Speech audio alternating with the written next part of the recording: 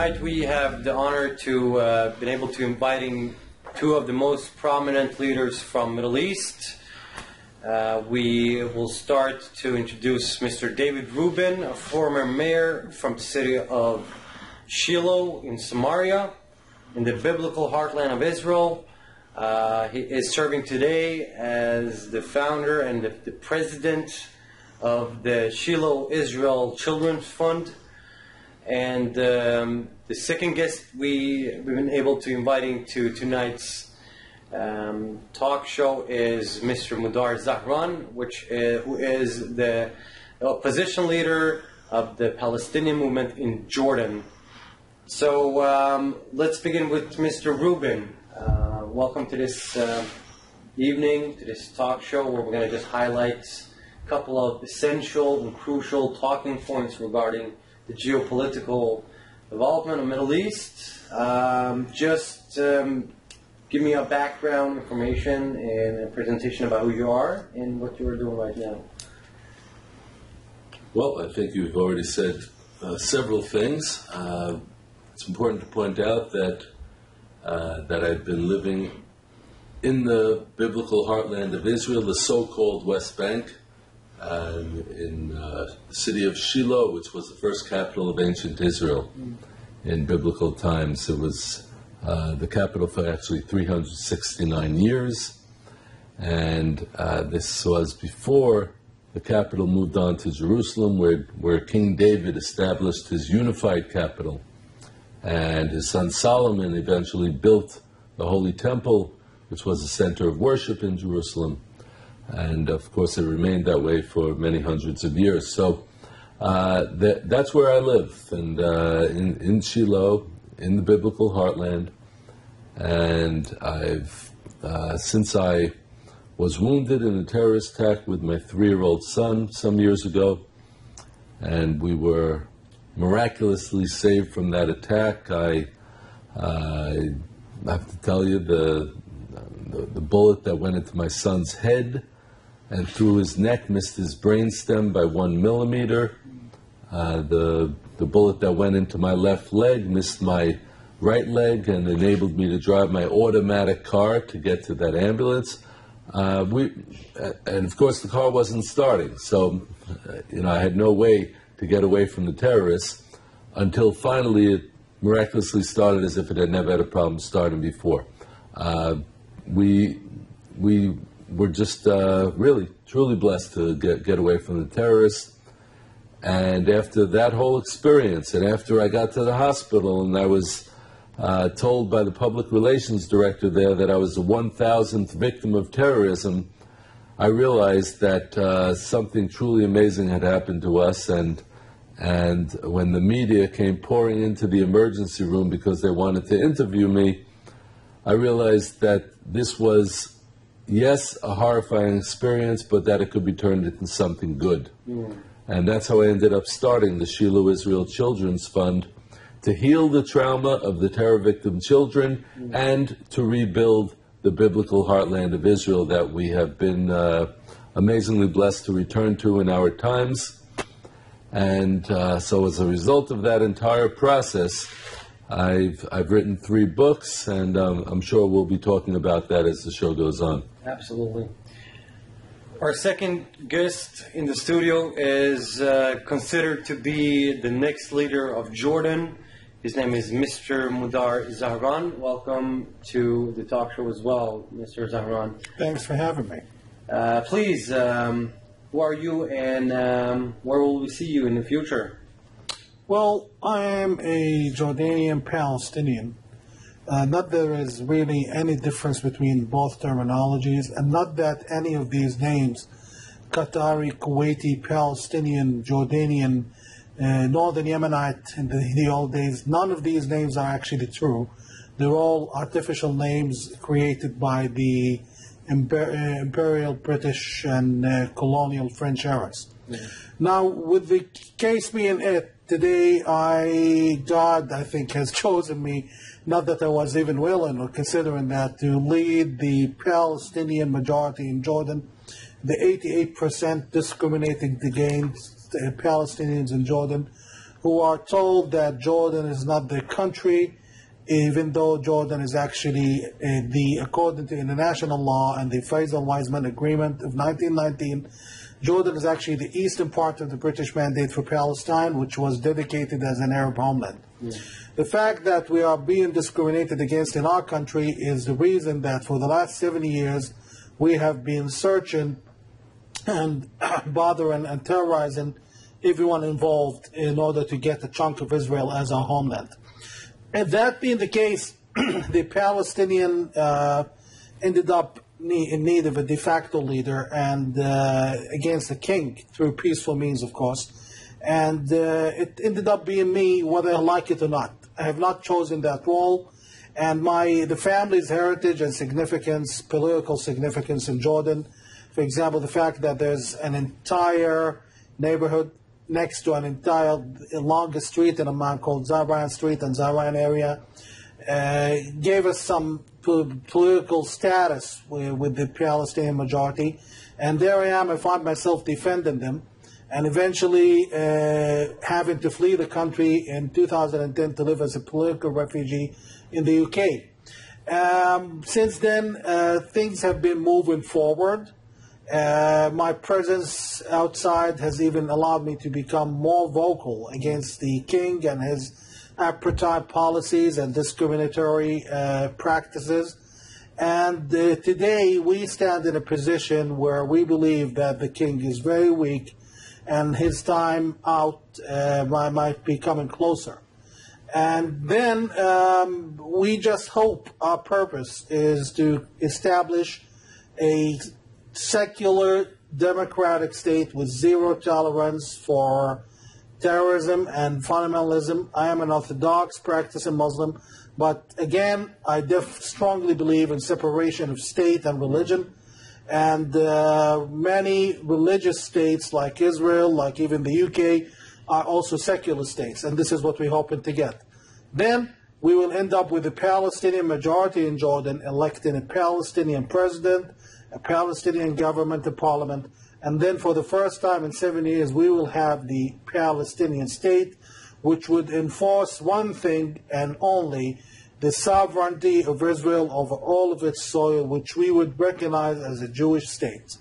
According to what very few people realize, that according to the Jordanian constitution, all of the Arabs of the British Mandate for Palestine, all of those who were non-Jews, this is the constitution, the non-Jews of the British Mandate for Palestine, prior to 1948, according to the Jordanian constitution, are natural Jordanian citizens. So even the Israeli Arabs in Netanya or Nazareth, they are, according to the Jordanian constitution, Jordanian citizens.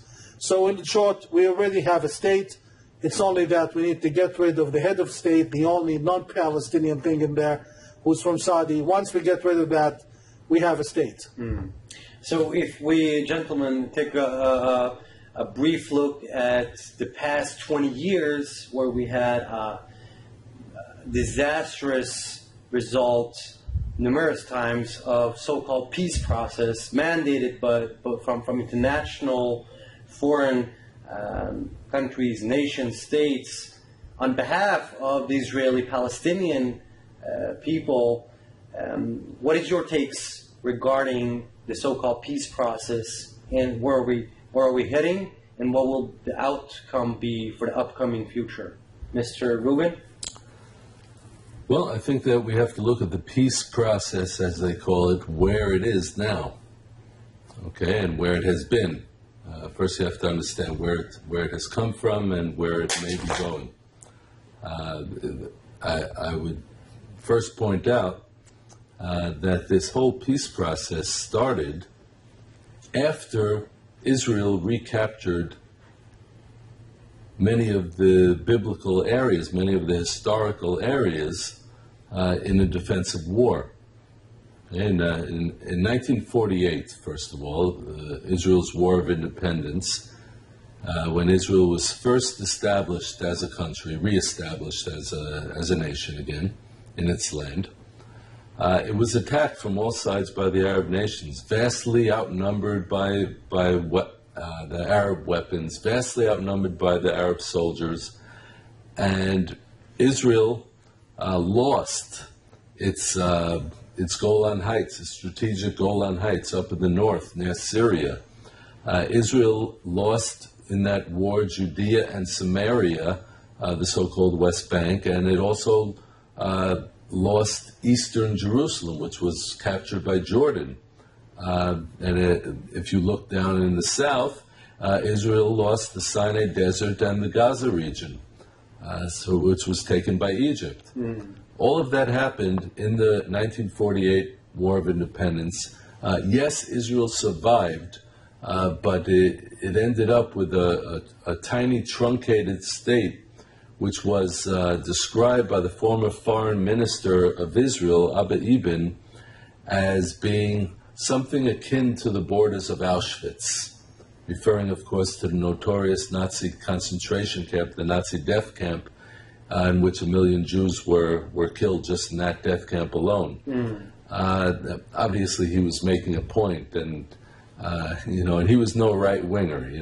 This was Abba Eban, whose views were quite far to the left, but he understood that an Israel with a skinny neck about 9 miles long at its central region cannot survive.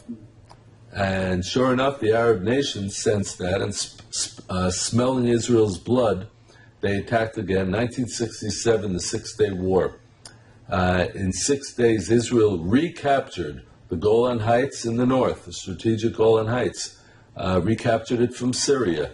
Israel recaptured the Sinai Desert, the Gaza region from Egypt. Israel recaptured Judea and Samaria, the so-called West Bank, and the old city of Jerusalem, where David's capital once stood. And this is something that happened all in 6 days.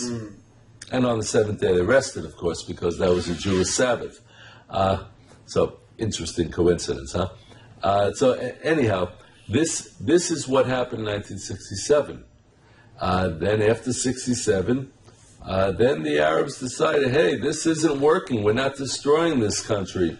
And just 3 years earlier, they had started something called the Palestine Liberation Organization, appointing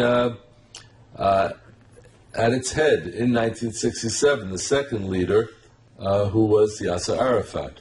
He remained the head of the Palestine Liberation Organization until his death several decades later. But the fact is that this peace process has been based on Israel giving up land, giving up all those areas that I just told you that Israel recaptured, all of these biblical places, all of these historic places that belong to Israel for undoubtedly well over 1,000 years, and certainly a lot more than that. So all of these areas, Israel has been demanded to give back by the European Union, by the United States, and by the United Nations, that bastion of Jew hatred called the United Nations.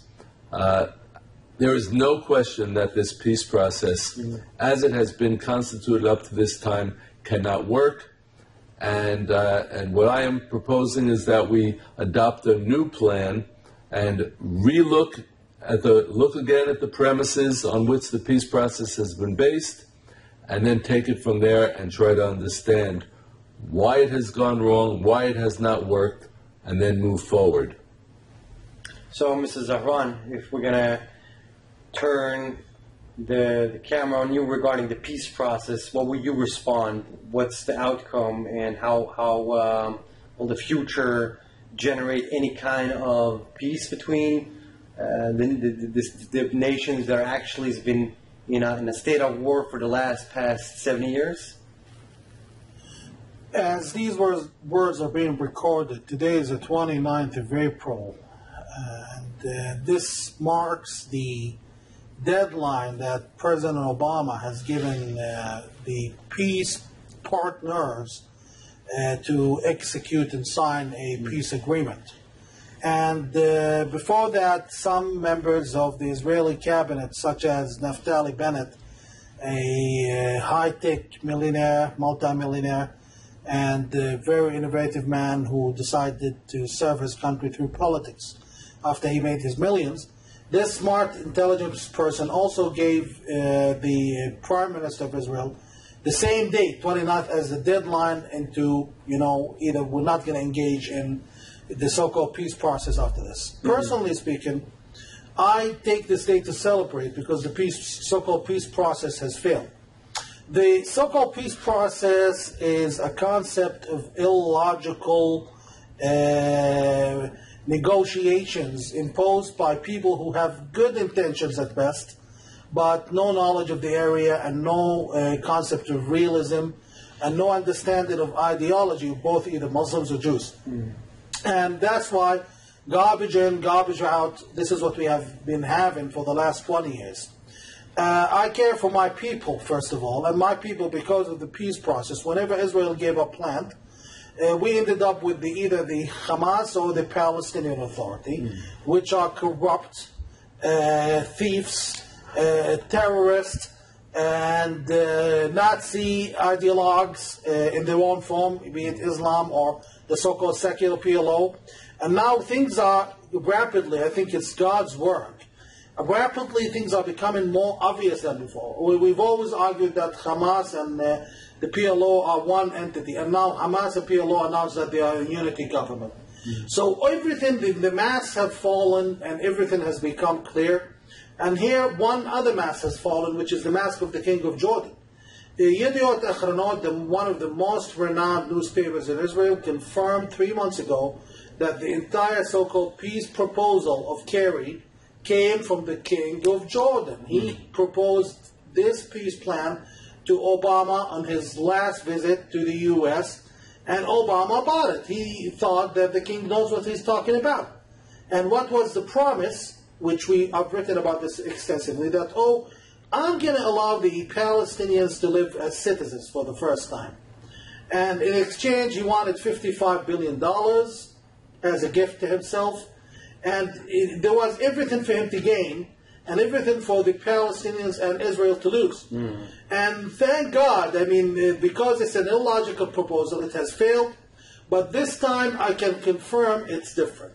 Mm. This time, the U.S. would be very reluctant to come back with any crazy peace ideas. Because Obama and Kerry are both left, unfortunately, disappointed, and even worse, for Mr. Kerry, he's probably red-faced. Mm. I respect the good intentions of the man, but he has been officially tricked by the King of Jordan into thinking that the minute he allows the Palestinians to live normally and everything's going to be okay, just give the West Bank or Judea and Samaria to the Palestinian Authority, which was a suicide recipe for Israel and a disaster recipe for the Palestinians, because they don't want to live under those terrorist entities as much. Things have changed. Since they voted for Hamas, and since Hamas took over Gaza and butchered 2,400 Palestinians in 3 days, there has been a huge change of heart. In the past, we Muslims and Arab, we always thought, we always thought that there is a hidden treasure where we're going to dig out, and everything's going to go perfect after that. While Jews, for example, looking at their ideology, they work on a process of rigorous discipline and hard work. We thought this is a concept that the Islamists used to promote, al-Islam huwa al-hal. Islam is a solution. The minute we have a Muslim state, iPhones are going to grow trees and iPads are going to grow next to falafel sandwiches. What we had is a disaster. What we had is they saw that the Islamists in either Egypt or Gaza are just dictators. And for example, Hamas, I've written in the Commanded article, how Hamas trades drugs in Gaza, which is against Islam, against religion, against law.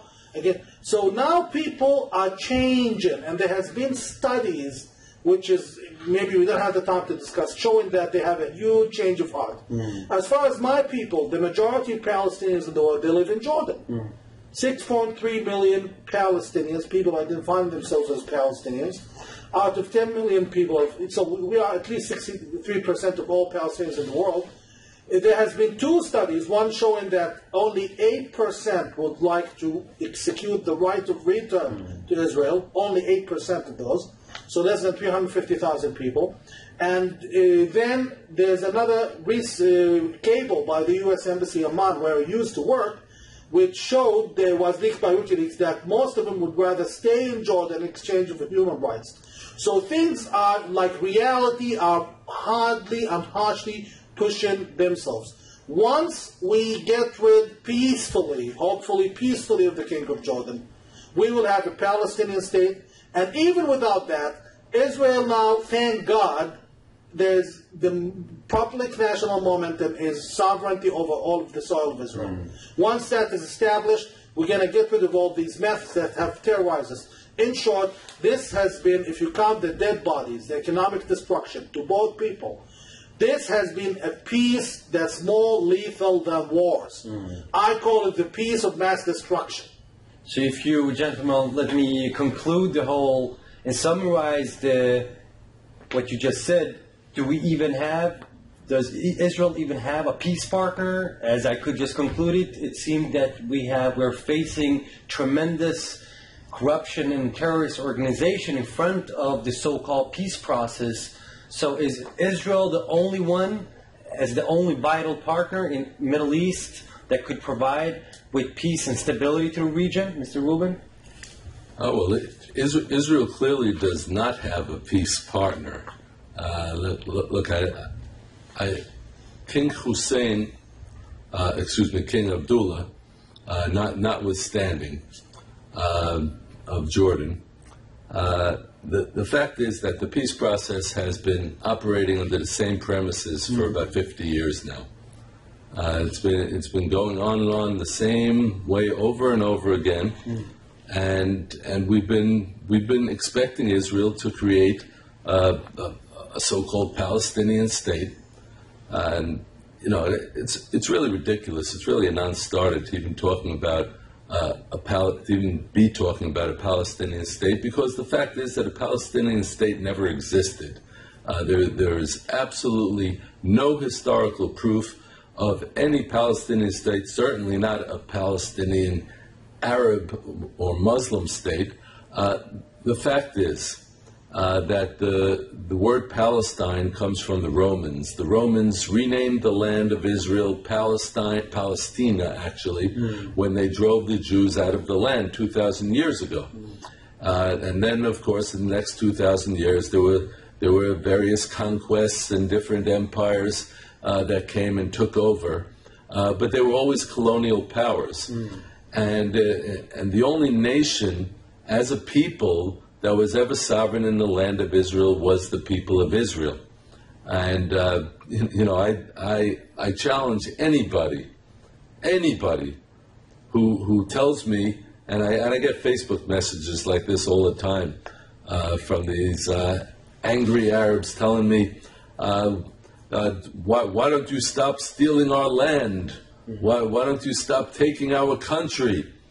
And the fact is that there never was a country called Palestine. I challenge anybody to tell me what was the monetary currency of that Palestinian ancient nation that once existed. I challenge them to tell me one elected or non-elected leader of that ancient indigenous people that once existed as a sovereign nation in the land. It's total nonsense. It's total rubbish. It's a made-up story. And guess what? The world has swallowed it totally. But the fact is that we need to be honest. We need to call a spade and say, no, there never was a state of Palestine. There was only the state of Israel. And Israel absolutely has to immediately declare its sovereignty in all of the areas currently under its possession. That there's not a question about. Of course, there are other questions that come with that, and those are the questions that I address in my book, Peace for Peace, Israel in the New Middle East. So, Mr. Zahran, what is your response to Mr. Rubin's claim here? Have the Jews, the Zionist entity, as people try to demonize the state of Israel as, have they actually stealing the land? And what is your perception regarding that? I have to be to make it clear that I am a proud Palestinian. I'm proud of who I am. I'm proud of my people. I'm proud of the kufiya and the Palestinian symbols as Palestinian people and as indigenous people. That is a fact that I will always be who I am, what I am, proud of my people. Nonetheless, we have to describe the facts because we cannot argue with facts. We can't live on lies. We have, unfortunately, we Arabs in general tend to lie to ourselves sometimes and believe the lie and keep repeating it to ourselves until it becomes a reality in our minds. So to set the record straight, the Palestinians as a term was clearly created and coined by Western forces in particular to the inhabitants of the British mandate for Palestine. Before that, the Arabs and the Muslims of the land, even the Christians of the land, we were called Syrians. Syrians, according to the Ottoman Empire, we were called Syrians. The Ottoman Empire never dedicated something called the state or the Sunjuk or state government of Palestine. They had the government of Jerusalem and the surrounding areas, and then another one to the right, which is Salt and Jordan, today's Jordan. Now, everyone who was living there, whether you want to call them Palestinian, whether you call them anything, those people, there were Jews there, whom we cannot deny their ancestry and heritage in the land that extends for 1,000 years, and that's well documented in the Quran, which we believe in. We cannot deny they've been there unless we are denying the facts and the history. They have a sincere, established indigenous heritage to that land.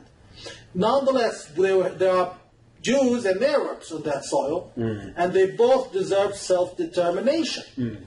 And the Jews played by the book. They never went and attacked. They had, even before they sought their independence, and not a few years before, 29 years before they sought their independence, they signed the peace agreement, the first peace agreement, the Faisal-Weizmann peace agreement, which gives us 78% of the land and gives them only 22%. Have we executed that? Have the kings of Jordan admitted that this is actually Palestine? The rest is details. Whether the Palestinians want to call themselves Palestinians, Banana Republicans, whatever you want to call them, or the Red Sox Yankees, it's still that the name they choose, let them please their souls. It shouldn't hurt the Israelis. It shouldn't be their problem. It's none of the business, actually, what we call it. So the only problem that lies here is we've already had our share. There won't be peace if we keep looking at the small thing in the other people's hand. This is an Arab piece of proverb. They say, when you see an orphan with a cookie, it's an issue of question. So they have those orphan Jews, they have that little cookie, and we're still looking at it while we have the big cake. Unless we change our mentality, we're not going anywhere. So if we take a deeper look at the Western perception of the so-called Palestinian narrative. I mean, right now we're in Sweden, but in Europe and even in the United States, we have the most common perception from the so-called pro-Palestinian movement. They claim that the Jews and Israelis, the Zionists, returned to the land of Israel, to Palestine 100 years ago, and basically not reclaimed, but stole the land. But if we take a look at the narrative that you are sharing with us today, are you basically denouncing the European and American perception of a Palestinian statehood based on the so-called West Bank? I absolutely am refusing it. I think the only within my leadership capacity, I'm willing to be held responsible for this. The only way for peace is for Israel to start at the River Jordan and end at the Mediterranean, and the only way for peace is for Palestine, Eastern Palestine, Jordan, whatever you wish to call it, to start at the Jordan River and end at the Iraqi borders. And that's much more than we've bargained for, to be honest with you. That's the only way to do it. The term West Bank, what few of you realize, is offensive to the Palestinians themselves. They hate the kings of Jordan. They hate the ruling dynasty in Jordan. The term the West Bank was created by the Jordanian regime, which occupied Judea and Samaria, and created the term and put it in the Jordanian constitution, which is still effective today. According to the Jordanian constitution, the West Bank, the Hashemite constitution, the West Bank is an occupied territory that belongs to Jordan. And one of the king's closest ministers and prime ministers 2 years ago was saying, by the way, you need to remember that the West Bank belongs to Jordan. And then there was Prince Hassan, the former crown prince of Jordan. 2 years ago, he said, we need to remember that the West Bank belongs to Jordan. So they have a very clear ambition of keeping the status quo, and they have been, despite the fact that people are focusing on Abu Mazen and Arafat, the Hashemites have played the role of divide and conquer and causing trouble and unrest that's beyond, actually extends sometimes beyond the PLO. But with this being the case, let's talk legally. I refuse that any private property be confiscated by the State of Israel. But to be honest with you, we have investigated this, and we've had some of our people coming to us asking for the property to be returned to them. Not in a single occasion has the Israelis built a so-called settlement on a privately owned land. Not on a single occasion. There's not even one occasion. Because the Israeli Supreme Court would, in a day, restore the property to the Palestinians. So if they are building their settlements, so construction projects, housing projects, community housing projects, in a land that does not belong to a private family, privately belong to someone, why should we bother them? Would Sweden tolerate people asking it why it's building homes in Uppsala or Malmo? Would the United States accept that the United Nations jumps in and asks them, why are you building construction projects in New Jersey or Massachusetts? So we need some common sense here. We need some common sense, and if worse comes to worse, let's follow the law. The law is clear on all aspects. One thing I'll give Israel, they always act based on the law. The Israeli establishment has good lawyers. I think we also have to be very clear. If you're bringing up real estate, I think we have to also pay attention to what the actual facts are when it comes to a refugee situation. We're not talking about the people who were displaced or who fled, whichever narrative we accept, in 1948. You cannot talk about real estate that was lost by any Arabs who left the land of Israel in 1948 unless you talk about the hundreds of thousands of Jews that were forcibly driven out of their homes in all of the Arab nations in 1948 and after 1948. We're talking about people who were very successful in Iraq, in Morocco, in Egypt, in Syria, in all of these places, and of course in the eastern land of Israel, which is on the eastern side of the Jordan River. There were very successful Jews that lived there with their families for many, many years, and they left without a penny. They left without anything in their hand, and they were forced to flee as very poor people, even though they weren't poor when they left. So I think that all of this needs to be understood. So if the UN, in all of its self-righteousness, is going to talk about compensation for what they call the Palestinian refugees, referring, of course, to the Arab inhabitants, former Arab inhabitants of the land of Israel, but also the descendants of the Arab inhabitants of the land of Israel who left. The UN has defined it, and defined it very clearly, that the Arab refugees, what they call Palestinian refugees, are not just the 30,000 Palestinians or Arab residents who left the land of Israel, the western land of Israel, in 1948. They are also defining it, the UN has, as the children of those people and any descendants of those people who left the land of Israel. Now, I think we need to be honest about this.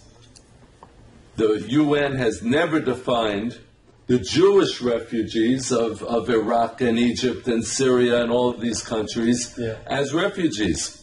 And I'm talking about the actual people who were driven out of their countries. I'm not talking about their children and grandchildren and great-grandchildren.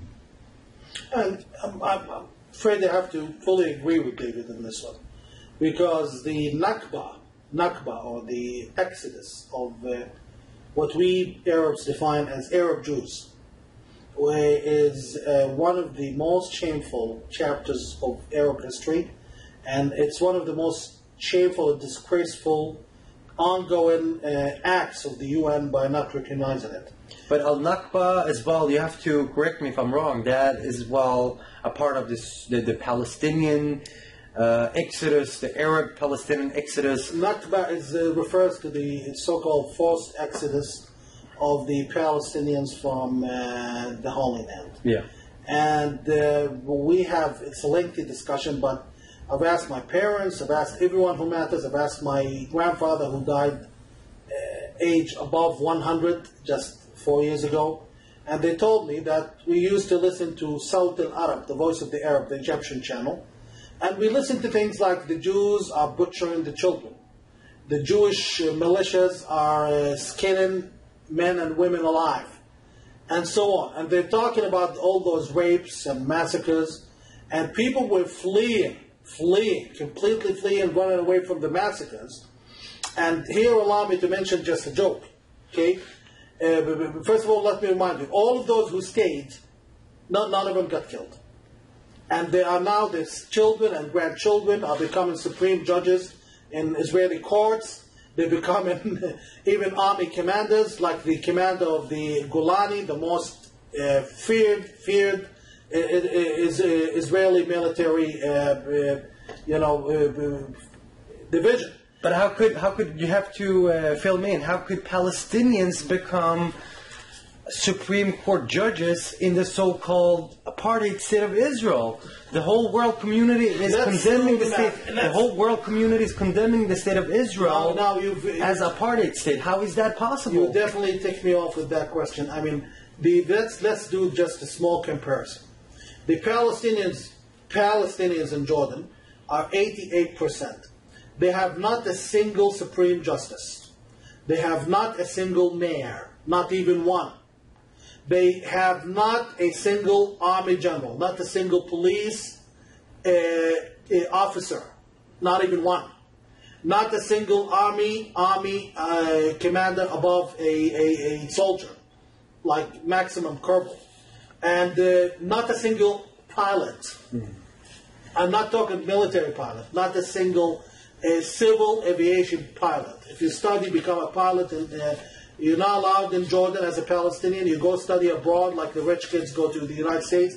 When they come back, they're not allowed to operate Jordanian aircraft, and even some of them are not even allowed to fly over Jordan. And trust me, it's not for any security reasons. It's basically to maintain them under the lid and control of the king in an apartheid second-class form. While the apartheid disgraceful Israel has supreme justices, Israel has 70% Arabs, represented by 15 members in the Israeli parliament of 140. Jordan has 88% Palestinians. We are represented by 9 members in a parliament of 140.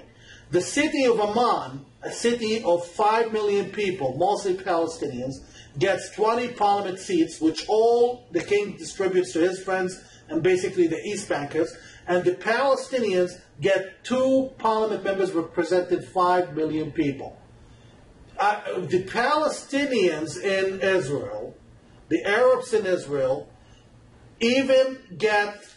There's one job the Palestinians in Israel have not filled, which is a fighter pilot. And trust me, in our foreseen future, we're going to see the first Palestinian fighter pilot in the Israeli Air Force. This is apartheid Israel. I can say it's something. If Israel is apartheid, then apartheid is definitely a very good thing. We can wish, and it's not me, it's not only me.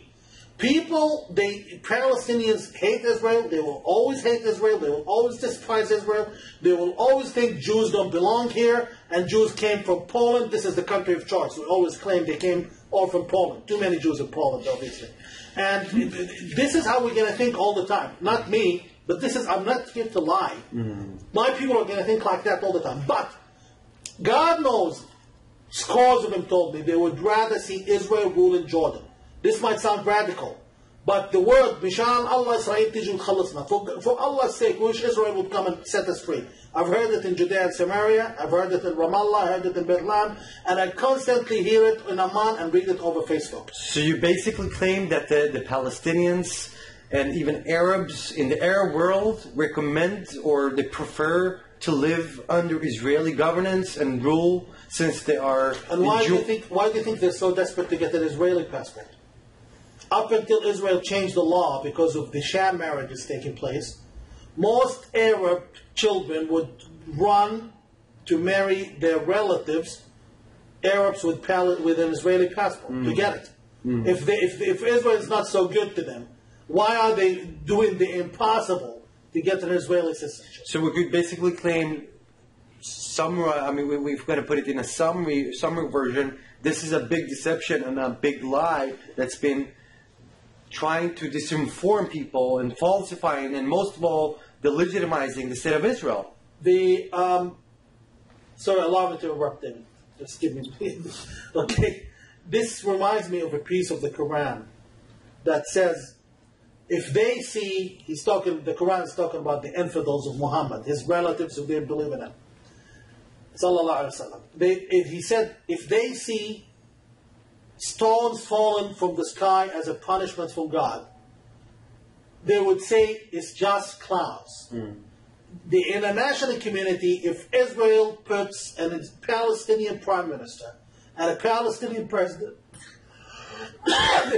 would still call Israel an apartheid state. And I can assure you, within our capacity as Jordanian coalition of opposition, we've contacted the White House, U.S. Congress, European Parliament.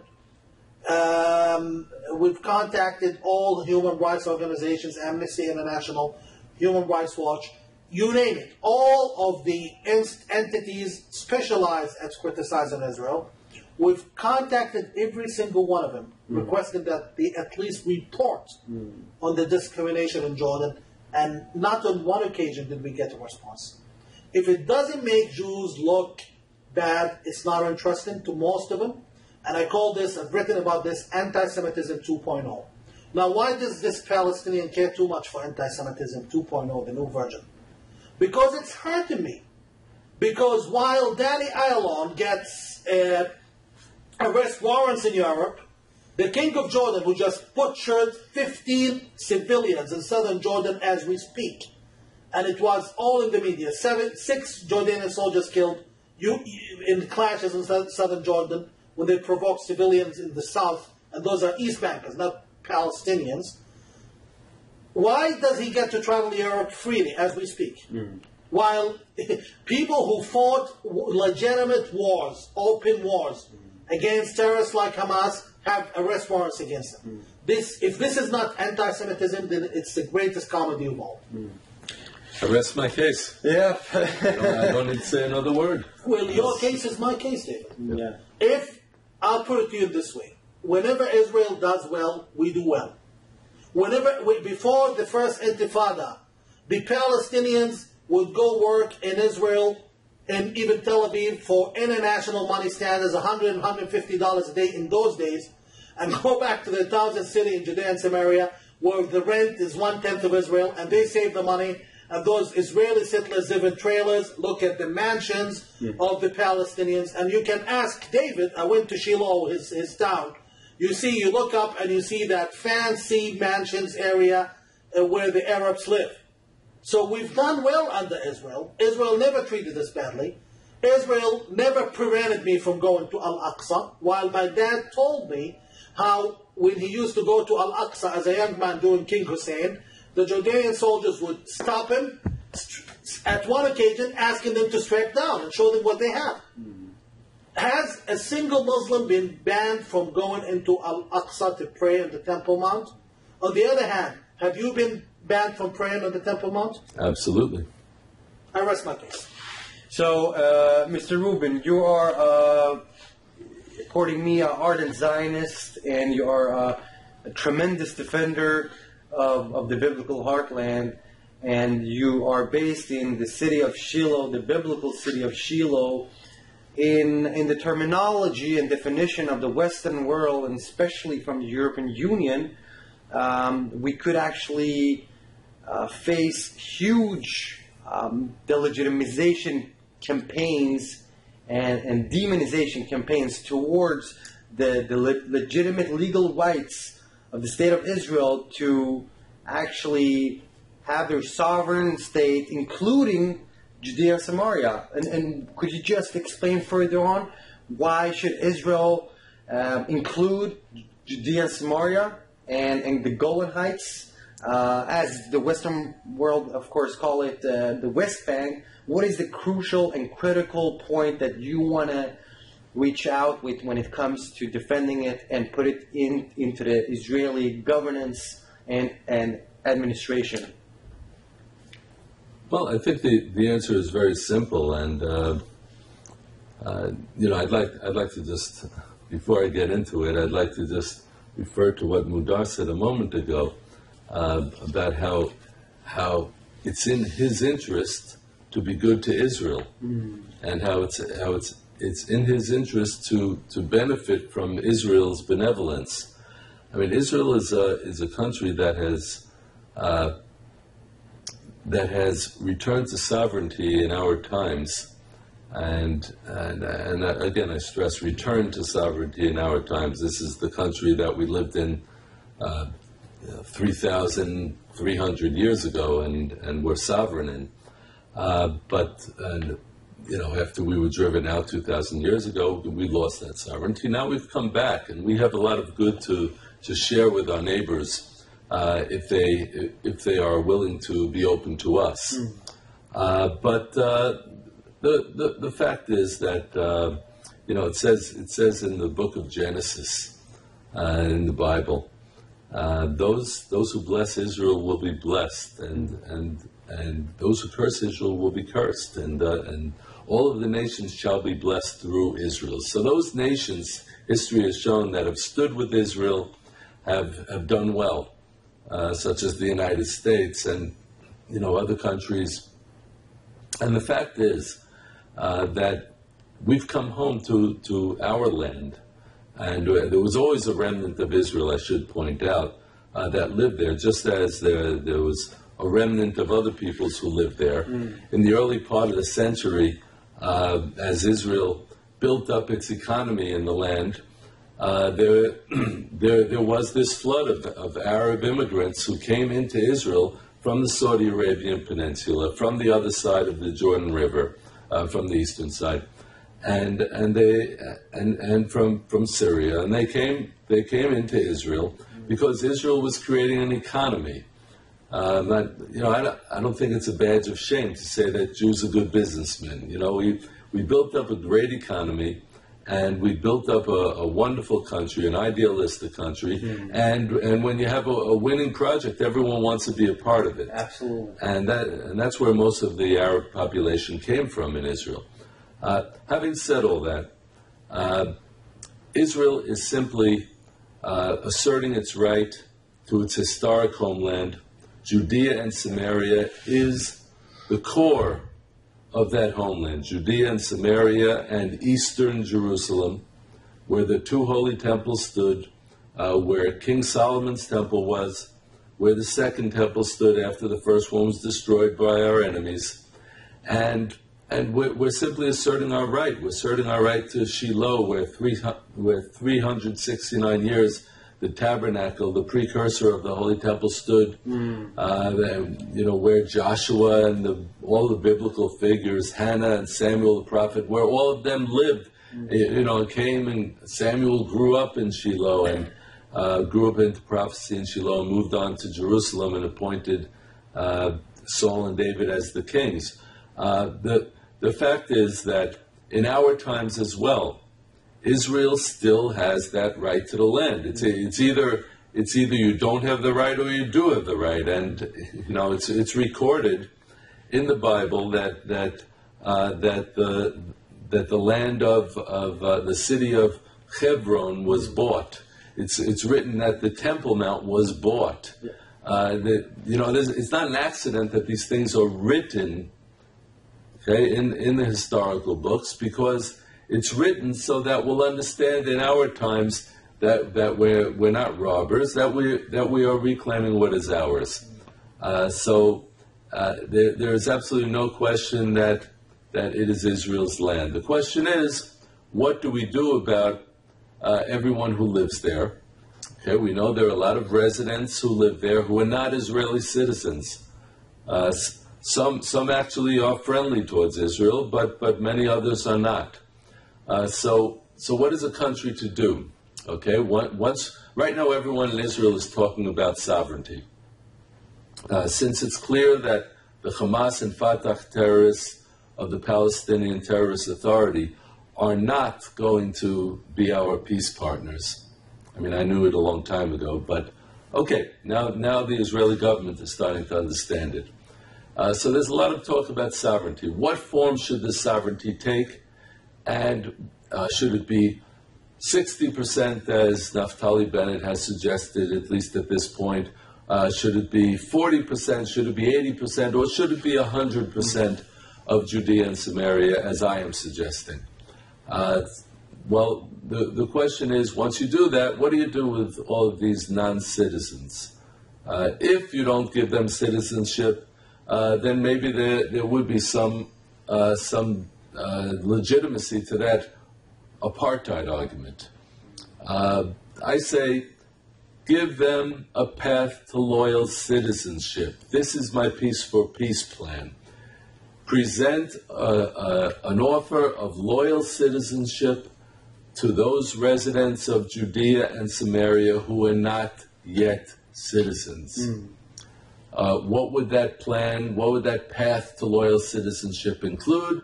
Number one, a course in Zionist biblical history and civics. Number two, an oath of loyalty to the state of Israel, to the Jewish state of Israel, an oath of loyalty with hand on the national book, the greatest bestseller ever, the Bible. Number three, a commitment to perform national service, some form of appropriate national service, just like every Israeli citizen is required to do.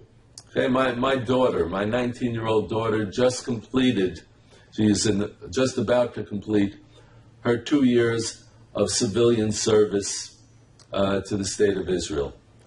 She took 2 years of her life, she sacrificed it. Those 2 years, she could have been in college, she could have been going ahead and pursuing her life. But she took those 2 years because she is committed to the country that she lives in. I don't think that there is anything unreasonable about a plan that asks a potential citizen to perform 2 years of national service, to take a course that teaches the basic values of the society, and to ask for an oath of loyalty, a commitment to that country. I think it's a totally reasonable plan, and once you give that offer, then the apartheid charge goes out the window. It's proven to be the falsehood that it is. Absolutely.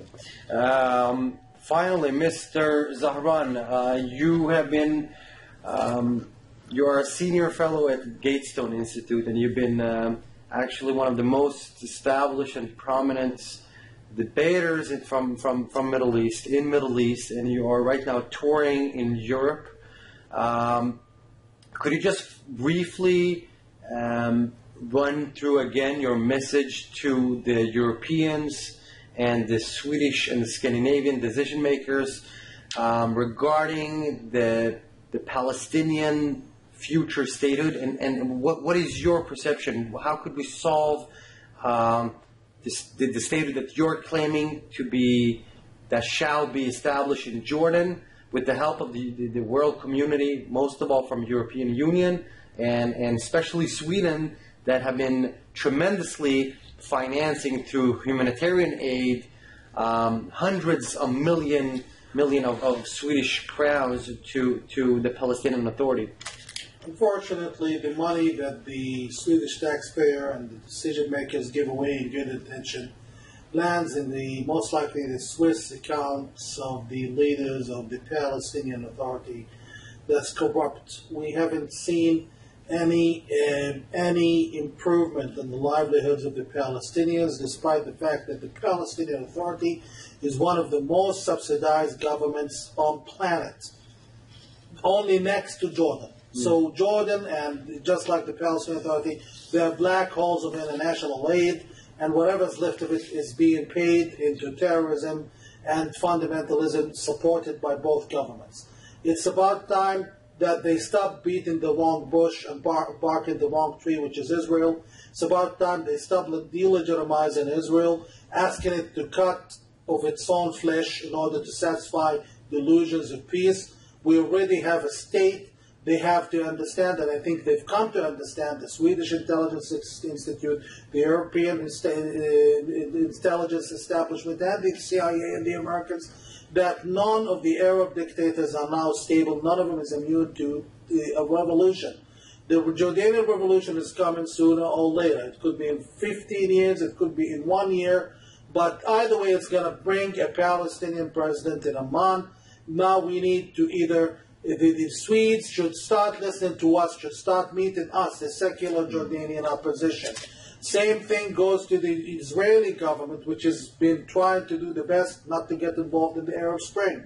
Nonetheless, we have to be heard. We have a message to explain to make sure the outcomes would be peaceful, that guarantees peace and respect, mutual respect.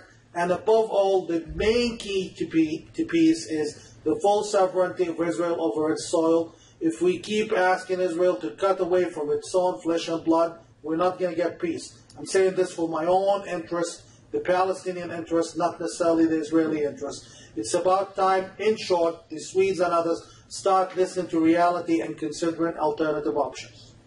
So to just wrap it up, I really want to show my appreciation for your sincere and honest answers. Mr. Zahran and Mr. Rubin, thanks a lot. I wish you the best for the future. Mr. Rubin, keep on fighting for and defending the legal rights of Judea and Samaria, and hopefully to the next Jordanian leader, Mr. Zahran, I hope and wish you the best. And to our viewers, thanks for this beautiful opportunity to meet two of the most prominent leaders from Middle East, and we will be back soon with more briefs about Middle East. Thank you so much.